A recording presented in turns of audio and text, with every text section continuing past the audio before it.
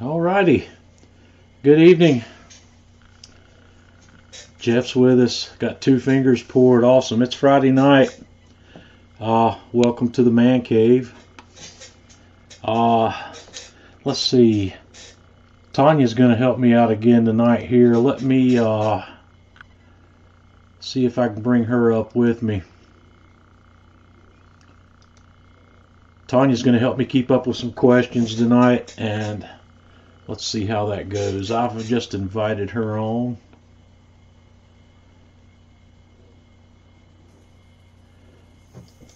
All right, there's Tanya with us. Let's see.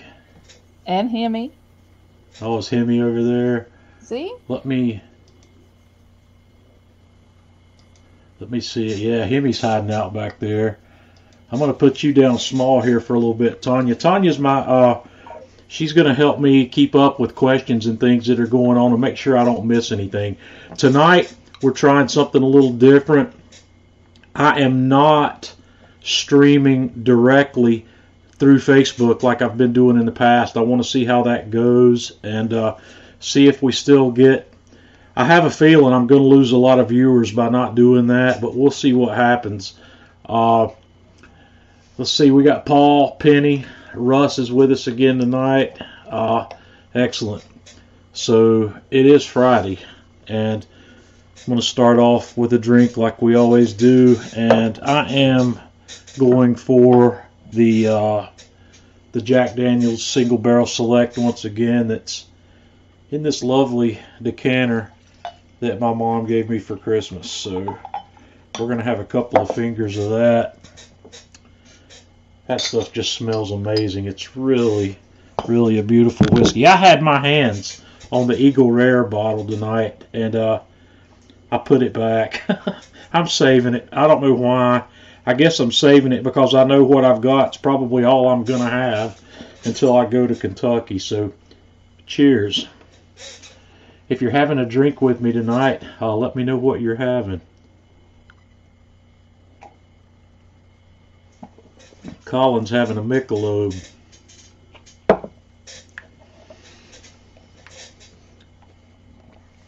Okay. So, yeah, it doesn't look like I'm getting the traffic here that we normally get on a Friday night. I'm gonna have to. I'm wearing some earbuds tonight since I've got Tanya with me, so I can eliminate the echo problem that we were having before. And I'm, for some reason or another, my right one's not wanting to stay in my ear properly. But we'll see what's going on. Brad, welcome aboard. Let's have another sip of that.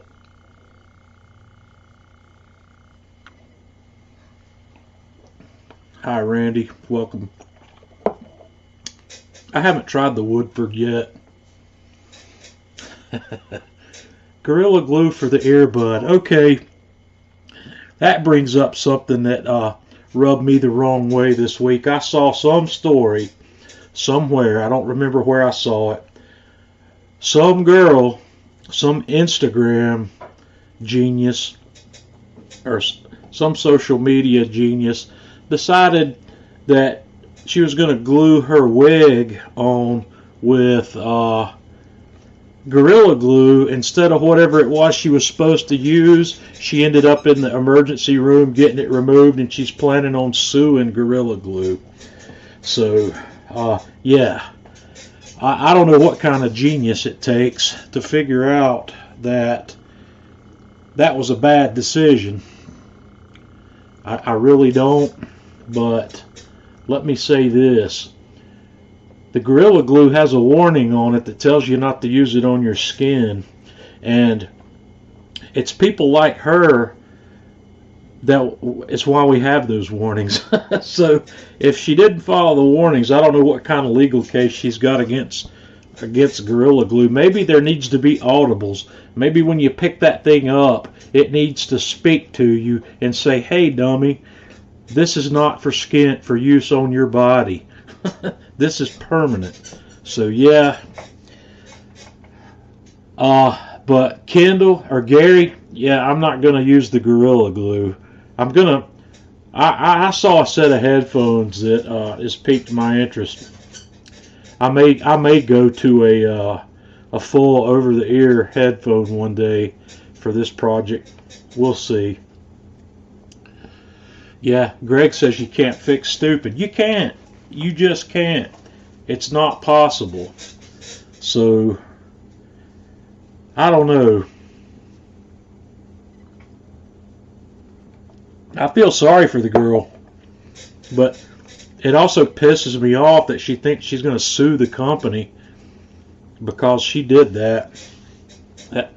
That just makes no sense to me whatsoever. I wouldn't ever.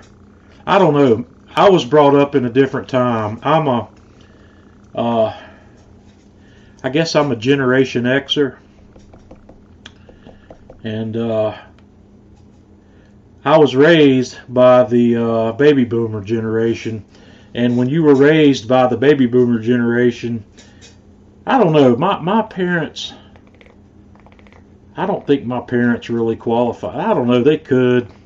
They're borderline baby boomers. So when you're raised by those people, you're raised with a whole different set of standards and a whole different set of I don't know the word I'm looking for than kids today. It's we were raised to work hard and not do stupid stuff. If you don't do stupid stuff's not going to happen to you. But yeah, I don't know about that. What do you think? Well, let's get started talking about what we talk about. Let me bring up pictures here. Once again, I want to give you these video links. Well, that didn't work. Yeah, it did. Why is it down there? Here we go. Patreon.com. I'm still working on this platform. I'm trying to grow this platform. And once again, there's exclusive content there as well as free content. You might want to keep your eye on that. And these live streams are all coming through this Crowdcast link that I've got posted here. So that's a great place to keep up with live streams that I'm going to be doing. And it allows you to register for them. I hope some of you use that register function here. It allows you to get a reminder when it's going to start. And for all of you that might have this question, it asks you for your email address there. I am not harvesting email addresses for any reason. And I think Crowdcast is just using that to send you an alert that the live stream is going to happen. So you don't have to worry about anything that I might do. I will never even send you an email. So don't feel like I'm harvesting stuff there. One of the other things I got done this week is I got my garden started. My wife bought me this AeroGarden for, was it my birthday, Tanya? What was it, a birthday last year? I think it was, John. But this It was either birthday or anniversary. This AeroGarden's really cool. I bought the seed starter kit to go with it, and I've got all the seeds started for the stuff that I want to grow this spring and summer. And I've got a bunch of hot pepper seeds going, and I've got some herbs and spices. I've got Fresno peppers, Tabasco peppers, cayenne, and habanero. And I've got some dill, sage, basil, parsley, and thyme. I forgot to get oregano seeds. I'm going to have to try to pick some of those up locally. I mail ordered all these seeds, but I forgot to get my oregano, so I haven't got that started yet, but I'm not too worried about oregano. And I've got a couple other things that aren't going to start here. I've got another pack of chives. I'm going to try to get chives growing the way I need them to grow in a single pot. And I bought some catnip. I'm going to see if I can grow some catnip that my cats will enjoy. We buy the dried catnip, and our cats love that stuff. So I'm going to try growing some, and we'll see what happens there. And Randy, thanks for the comment about that. I understand that, and Patreon is aware of that, and they're supposedly working on it. So I don't know if that ever comes available. I'll let you know. They currently don't have that opportunity to pay yearly on there. But let's see here. I am going to leave that screen down there because we're going to go back to it.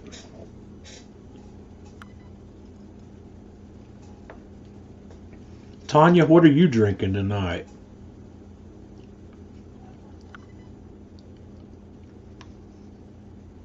I don't think she can hear me.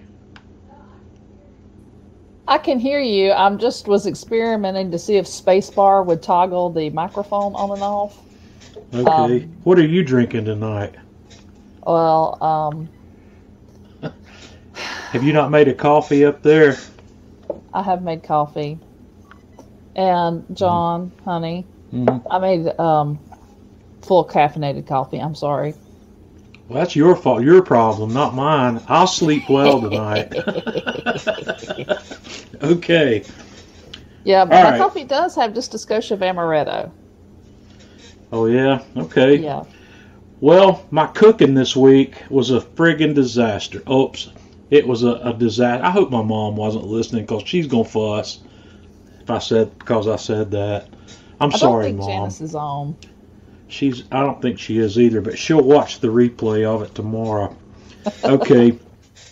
I started our pizza project this week that I've been looking forward to getting going, and I published the recipe stuff I was going to be using. I published it on Atlanta Grill Company's website. I published it on the Patreon page, and showed you the process of what I was going to be doing across these 3 videos.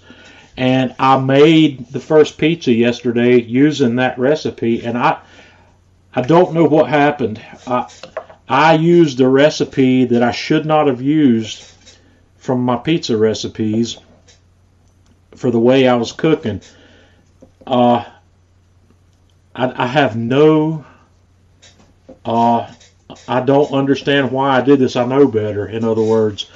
The way I was going to cook this pizza, I know exactly how this dough needed to be made, yet I didn't do it. So the pizza that I made yesterday went straight in the garbage can. I burned the crust on it. I burned the bottom of that pizza black, just like we see that happen so many times with Kamado owners when they go to Publix and buy the Publix pizza dough and then run their Joe up to 600 or 700 degrees and throw that thing on there. It just scorches that dough, and that's exactly what I did yesterday.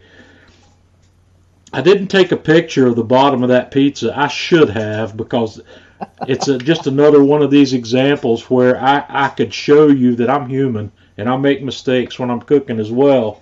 But Tanya and I were going to have that pizza for dinner last night, and I pulled it off, and I said, Tanya, I got to take you out for dinner.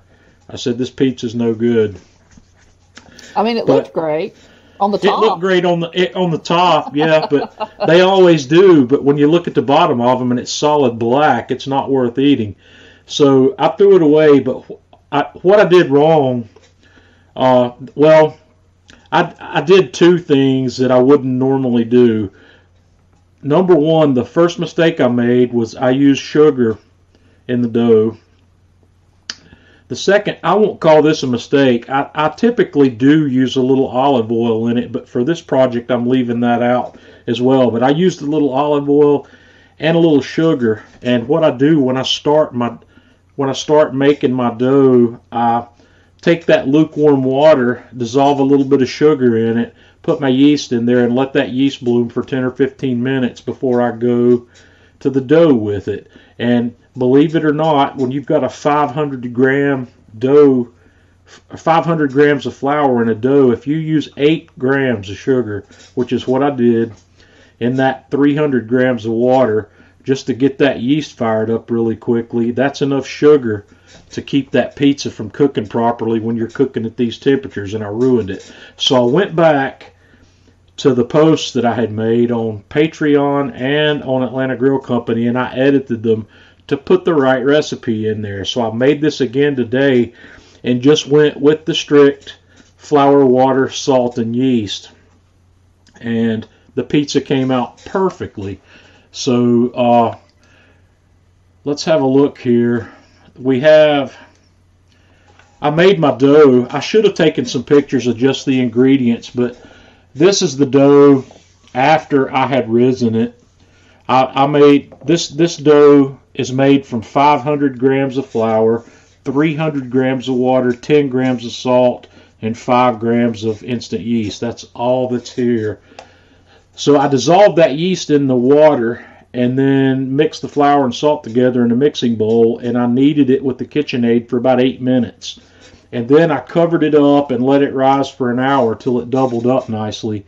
And then I took it out and I divided it into 2 pieces, because this is enough dough to make 2 pizzas that are about 14 inches, maybe 15 if you work them thin enough. And then I shaped these into these little dough balls, and I let these rise again for another 30 minutes. And then I just shaped it out, made my pizza. And I make simple pizzas. I don't make incredibly fancy pizzas. This has got a little bit of sauce, a little bit of mozzarella, and pepperoni on it. And I had the Kamado Joe preheating, and I used the fireboard too to run the Joe today, and I set it for 500 degrees. And by the time I was ready to cook here, the dome thermometer on the Joe was running at about 525, and my fireboard controller was showing about 522. And this is not a great photo, but the deck, I took a photo, or I took a infrared temperature of the deck, and it was registering about 564 there. So that's right along where it should be. That deck's going to be a little hotter than the dome. So I tossed the pizza in, and this is just a minute or so after it went in, and we tossed it in, and oh, I hope I'm not going to crash my browser again tonight. No, maybe not. I tossed it in, and I let this guy cook for about 10 minutes, and I got a beautiful cook on this pizza. It was just absolutely fantastic. And this pepperoni cupped up better than any pepperoni I've ever used, and I've had several people ask me about that since I posted the pictures, but this is Bridgeford brand pepperoni. I don't know if that's a special brand, but I don't remember even which grocery store I bought it at. But I bought it locally here, so it either came from Food Lion or Ingles, most likely. And I bought the stick, so I just slice it off, and this stuff cupped up beautifully under the heat. And you can see a little better maybe there of how that came out. And I cut this guy, and it was just perfect. Somewhere here, I think, yeah, here's a photo of the back. This for me is perfect. This is exactly how I like my pizza to come out. It's kind of a dark brown on the bottom, and this pizza, the crust on the bottom of this pizza was rigid. It was not soft and floppy at all. The stone did a perfect job of cooking this. If you watch the video that I published today, when I had it out, when I lifted it up a little bit on the edge, you could see that the pizza didn't flex much. The bottom of this crust has a beautiful crunch to it. It just came out absolutely, it was perfect. I don't know if I could have, I don't think that could have come out any better than that. So let's shut that guy back down. That's the pictures I have. And John, yeah. Penny's asking, would you get the same result with the pizza stone at the same temp? You would, for the most part. If you're cooking in the Kamado, in this video, you need to check the video out, because I showed in that video how to set up your Kamado if you're not using the Dojo. I showed my setup where I set the heat deflectors up on the grill grates, use a couple of spacers, and set the pizza stone on top of it. The key to making the Kamado do a good job with a pizza is making sure you preheat it. I started that Kamado about an hour before I was ready to put the pizza on it. I was 30 minutes into my first rise on the dough, and I got it lit and got it running. The video explains all that, so be sure to check that out. But yeah, you can do this in a Kamado without the dojo. I think the advantages that come with the dojo, they're twofold. Number one, I think it cooks the top of the pizza a little better than the Kamado without the dojo. And if you're cooking multiple pizzas, you don't lose the heat from opening the dome. So, but yeah, I cooked a lot of pizza on my Kamados before the dojo ever came to play, and so that's about how that works out. It came out really well, and this is video number 1 in a 3-part series. Next week, I'm going to do another pizza. We're going to use the same set of ingredients. First of all, this pizza, this is what I call a 0 to pizza in 2 hours pizza. From the time I started mixing the dough to the time I cut that pizza to start eating it, it was only 2 hours to 2 hours and 15 minutes. It takes 10 minutes to mix that dough up, and then you let it rise for an hour. So we're an hour and 10 minutes in with that. After it rises for that hour, you spend a couple of minutes separating it into dough balls, let it rise for another 30 minutes. So we're maybe an hour and 40 minutes, an hour and 45 tops to that point. And then that pizza cooked in somewhere between 9 and 10 minutes. So, and I pull it out and let it rest for a couple of minutes. So we're right at 2 hours from the time you mix the dough until the time you're eating pizza. It can't really get any faster than that. You could go quicker if you wanted to. In the video, you saw that I did 2 different rises on the dough. I did the first rise for an hour. I split them apart and did another rise for 30 minutes. You could technically shape that pizza after that first rise if you wanted to. The pizza, the dough is going to fight you though if you do. It's going to be what's called elastic, which means when you stretch it out, it's going to want to snap back.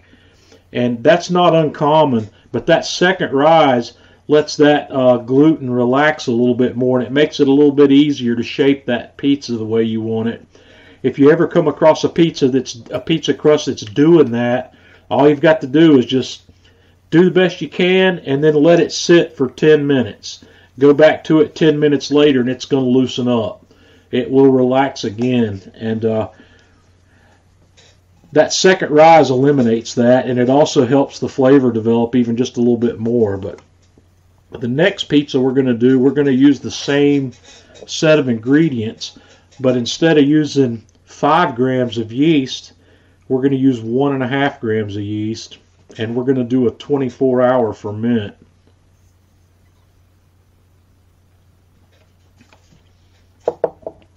Everything about this next pizza will be the same all the way up to the point where we start rising the dough. What's going to happen is I'll mix that dough the exact same. Well, 2 things are different. I'm going to use room temperature water rather than lukewarm water when I make this dough.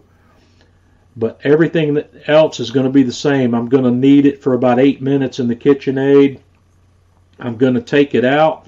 I'm going to shape it into a ball. I'm going to put it in a greased bowl, and I'm going to put plastic wrap over it, and I'm going to let it rise at room temperature for an hour or an hour and a half, and then I'm going to put it straight in the refrigerator, and it's going to stay in the refrigerator all day, all night, and into the next day.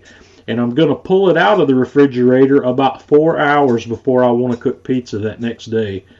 So I would start this probably, let's say, I'd start making this dough around noon or around 1 o'clock, and then it's going to end up in the refrigerator around 2 or 3 o'clock in the afternoon. And the next day, if I want to cook pizza, let's say at 6 p.m., I'm going to yank that dough out of the refrigerator at 2 o'clock, and then I'm going to separate it into 2 or 3 pieces depending on how big my pizzas. We're going to be a little smaller. I'll probably separate into 3 pieces on this next one and shape those into balls, and I'll put them on the countertop and cover them up with a damp towel, and we'll let those guys rise at room temperature for 3 or 4 hours till they acclimate, until they get nice and soft and ready to shape into a pizza. And then we're going to use the rock box on the next cook, and I'm going to cook those pizzas somewhere around 700 degrees. I cooked today at around 500. I'm going to use this exact same dough recipe with the exception of the yeast change. We're going to cook it at 700 on the rock box. So, and then from that point on, we'll look at the pizza and it'll be good. In the next video, I'm also going to give you my homemade pizza sauce recipe. We're going to make a classic Italian, well, I'm not going to call it Italian style because somebody will beat me over the head with why it's not. But I'm going to make my homemade pizza sauce. That's the same pizza sauce I use when I'm going to make a Neapolitan style pizza. It's made with San Marzano tomatoes, a few herbs and spices, and it's really good. So that will be video number 2. We're going from 500 degrees on the Kamado Joe. We're going to go to 700 degrees on the rock box. And in the third video, we're going to use the exact same recipe again. And instead of using 1.5 grams of yeast, we're going to use 3/4 of a gram of yeast. We're going to follow that same process, but once the dough goes in the refrigerator, it's going to stay in there for 3 days. And if I put it in the refrigerator at noon on a Monday, we'll be cooking pizza on Thursday. So it'll stay in the refrigerator Tuesday, Wednesday, and then we'll take it out on Thursday. You can do that dough for 48 hours or 72 hours. It comes out about the same either way. But the reason you do this, first of all, is flavor development.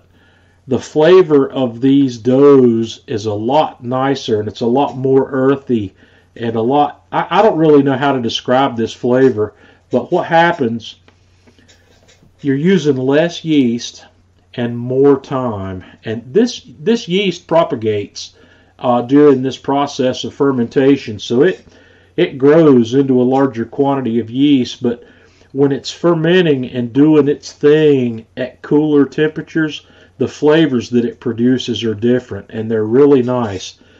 So the 24-hour dough is a better tasting dough than this quick dough that we made today, and then the 72-hour dough is an even nicer tasting dough. And they sound, a 24-hour dough and a 72-hour dough may sound daunting, but what I'm trying to show you here is that there's no more work involved. The only extra involvement you have is letting it stay in the refrigerator longer. It's the same amount of work, same amount of hands-on work for all of these doughs. So you just get a flavor difference. And like I said, the whole reason we're doing this is I would like to try to get more people making their own dough than buying dough. There are some cases where buying dough is okay, and I've never done that before. Well, I take that back. I have. I bought one thing of dough at Publix one time, and I bought one at Walmart one time to try them to see how I like them. I've never gone to a pizzeria and bought dough, and I know a lot of people like to do that. And I think, now that I'm thinking about it, it's something that I am going to do. I'm going to go one day to my favorite New York pizza place here in town and see if they'll sell me a ball of dough.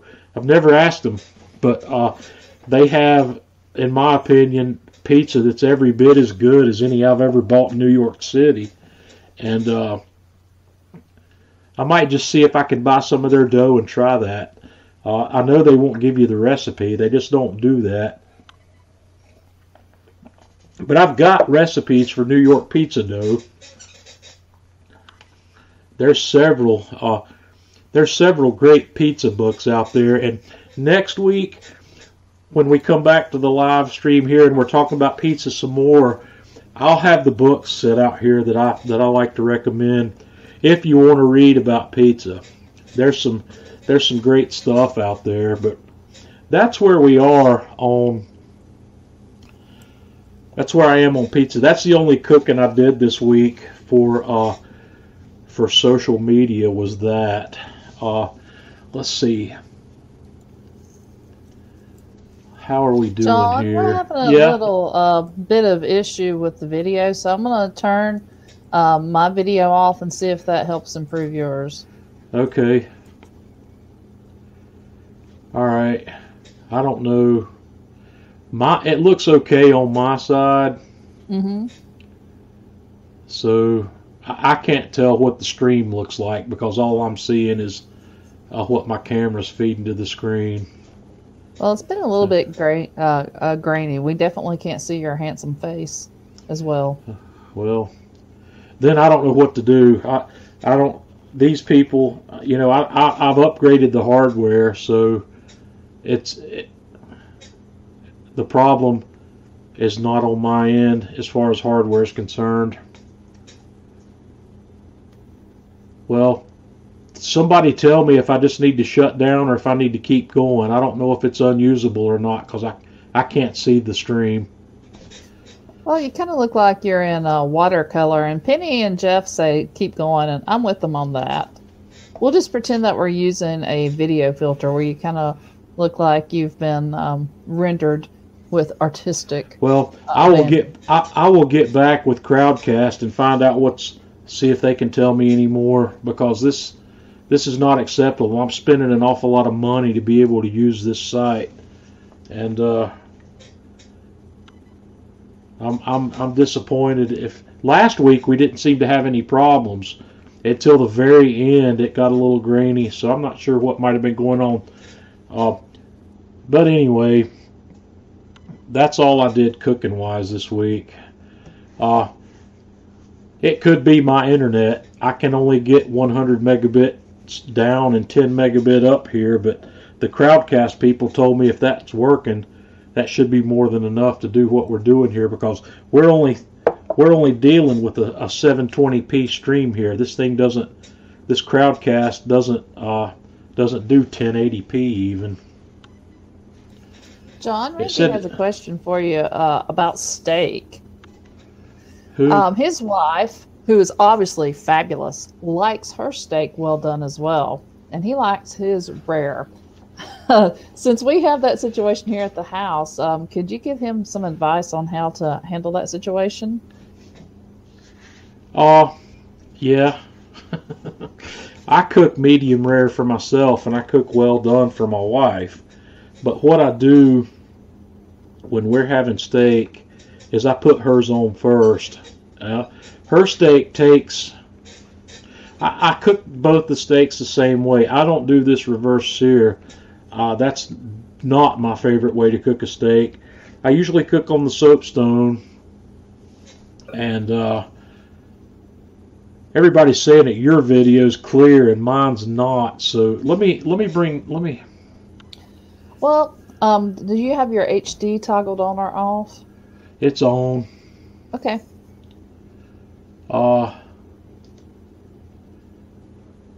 Let's bring them side by side and see if it makes any difference there.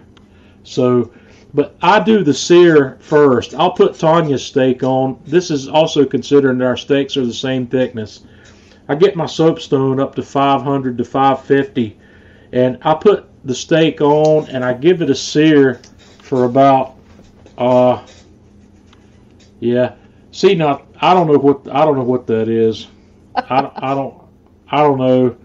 I've got no solutions for this problem. If it turns to be a problem, I'll ditch this system and go back to streaming just to Facebook. I wasn't having any problems there, but I don't have all the niceties that I have with this system there. So I don't know what else to do. It just pisses me off here because I'm getting distracted by the fact that the video is not working and I don't want to continue. Well, honey, just continue. We definitely want to get the steak solution down pat because that's important. There is a poor woman out there that really needs a well-done steak. So we need to make sure she gets it covered. I know how that is. Oh, and it's so hard to get a well-done steak that's done right. Tanya, what I'm going to do is I'm going to take you off and shut your video down to see if it's an internet problem on our side, cutting that down is going to help. So I appreciate it, and we'll go from there. Okay. I've cut the video feed.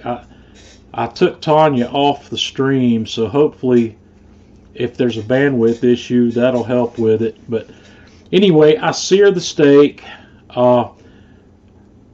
Okay, I can't continue here because the whole chat stream's just talking about video quality. We'll just call it short tonight. I'll figure out another solution for live streaming. So, guys, I appreciate it. Y'all have a good week, and I will catch you next week.